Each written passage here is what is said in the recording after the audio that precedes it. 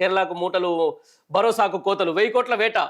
1000 కోట్ల కోసమే పంట పెట్టుబడి సాయం నిలిపేత. రైతు భరోసాకు దాదాపు 9,000 కోట్ల అవసరం. ఆ డబ్బుతో కాంట్రాక్టర్ బిల్లు చెల్లింపులకు ప్లాన్. కీలక నేతలు, బంధువులు, కంపెనీలకు ప్రాధాన్యం, తద్వారా వచ్చే కమిషన్లకు కేరళ పంపే. ఈ విషయం మనం గత కొద్ది రోజుల నుంచి మొత్తుకుంటున్నాం. ముర్రో మొత్తుకుంటున్నాం. రైతు భరోసా నిధులు ఏంది వేరే పనులకు వెళ్ళి అక్కడి నుంచి కాంట్రాక్టర్ నుంచి కమిషన్లు వచ్చి, కమిషన్ల నుంచి మళ్ళీ పైసలు తీసుకుపోయి కేరళ పడతాయి. ఇది లెక్క, ఇది ప్రాసెస్, ఇది అందరికి తెలిసిన విషయమే. కేరళ ఎలక్షన్లో ఎట్లా అంటే రైతు బంధు నిధులు 9,200 కోట్లు తీసుకుపోయి వేరేది ఏదానికన్నా పని చెప్పి, అదే ఇట్లాంటివి ఉంటుంది, గాంధీ అనో కట్టి ఒక ప్రాజెక్ట్ పెట్టి, ఆ ప్రాజెక్టులో ఒక కాంట్రాక్టర్కి ఇచ్చి, ఆ కాంట్రాక్టర్ ఎట్లా అంటే ఇది 2-3 ముచ్చట్లు ఉంటాయి చూడండి. ఇక సింపుల్.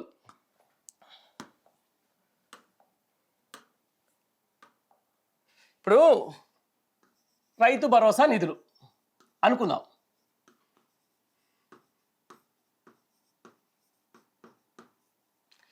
9,200 కోట్లు. 9,200 కోట్లు ఇది నేరుగా రావాలి, రైతుల ఖాతాలో పడాల్సినవి.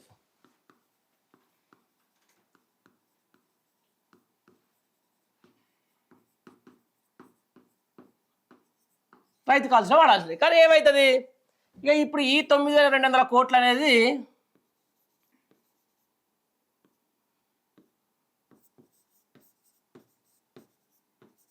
వేరే ప్రాజెక్టులోకి మళ్లింపు. ఇది మళ్ళించి ఏం చేస్తారు, ఇక్కడ నుంచి కాంట్రాక్టర్లకు,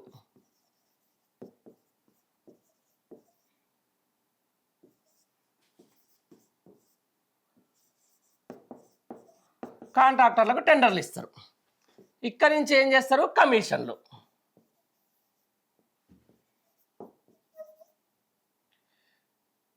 అనుకురాదిగా. ఇక్కడ నుంచి ఏం చేస్తారు, కమిషన్ల నుంచి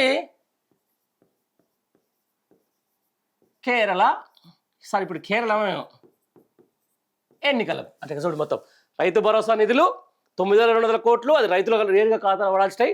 దానివల్ల ఏం లేదని చెప్పేసి ఆ 9,000 వేరు ప్రాజెక్టులోకి మార్చిన తర్వాత ఆ టెండర్లను కాంట్రాక్టులకు ఇచ్చేయడం, ఆ కాంట్రాక్టుల నుంచి కమిషన్లు తీసుకొని తర్వాత కేరళ ఎన్నికలకు పంపించడం. ఇది ప్రాసెస్. మొత్తానికైతే ఇది ప్రాసెస్. ఈ ప్రాసెస్ ప్రకారమే నడుస్తుంది. అంటే ఏమవుతుంది, తెలంగాణ నిధులకు అసలు కేరళ ఎలక్షన్లకు ఏం సంబంధం, గమ్మత్ చెప్తావేంది పండరా అని చెప్పేసి చాలామంది నాతో అంటూ ఉంటారు. గమ్మత్ కాదా, ఇది నిజం, ట్రూ. నేరుగా రైతుల ఖాతాలో 9,200 కోట్లు కాంగ్రెస్ గవర్నమెంట్ వేస్తుందని ఇప్పుడు అనుకున్నావా? ఎప్పుడో ఎలక్షన్లు వస్తుంది తప్ప. అటు ఓ వైపు ఇప్పుడు ఆయన చెప్పిండు కేరళ ఎలక్షన్ మొత్తం ఇప్పుడు ఈయన మీద బాధ్యత తీసుకోవాల్సి వచ్చిందని చెప్పి దాదాపు 1000 కోట్లు సమీకరించే పనిలో ఉన్నారు. ఎవరికున్నా ఇప్పుడున్న దాని పరిస్థితి, ఏ ఎమ్మెల్యే కూడా పెద్ద ఇక వీరి మీద డిపెండ్ కావాల్సిందే. అట్లాంటి దాని మీద వాళ్ళు ఇప్పుడు మంత్రి 40 నుంచి 50 కోట్లు వాడెక్కడ రెడీ చేసుకోవాలి, ఎమ్మెల్యే ఎక్కడ రెడీ చేసుకోవాలి. ఇక ముఖ్యమంత్రి అంటే ఆయనకున్న సోర్సెస్ ఉన్నాయి కాబట్టి 500 కోట్లు అనేది పెద్ద విషయం కాదు.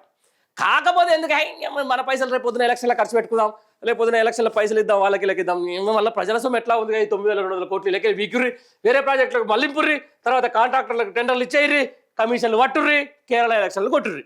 ఇప్పుడు రాహుల్ గాంధీ వచ్చి చెప్పిన తర్వాత అదే ఏమైందే 1000 కోట్లు అన్నారు ఇంతవరకు రాకపోయా అని అయిపోయినా 1000 కోట్లు ఎంతసేపు గంటలు తీసేసి చేస్తానని చెప్పేసి ఇక మరి అలా ఆయన పోయే హెలికాప్టర్లు వేసి పంపిస్తారో మరి. చూడు ఎంత దారిద్రం అంటే, ఇలాగ బక్కా జడ్సన్ సార్ చెప్తున్నారు. రోడ్డు మార్గంలో రావాలి శంషాబాద్ నుంచి ఆయన అనంతగిరి హిల్స్ రోడ్డు మార్గం దగ్గర ఎక్కడ నిరసన తాకుతాయి అని చెప్పేసి మళ్ళీ హెలికాప్టర్లు ఎత్తుకొని పోతారు. ఎవడి సొమ్ము ఎవడు తింటాండు, ఇది కథ. ఇక మొత్తానికైతే రైతు భరోసా రామ్ అయిపోయినట్టే ముచ్చట. దాని మీద మనం పెద్ద ఇక ఆశపడితే కూడా దానంత దరిద్రం ఇంకోటి ఉండదు.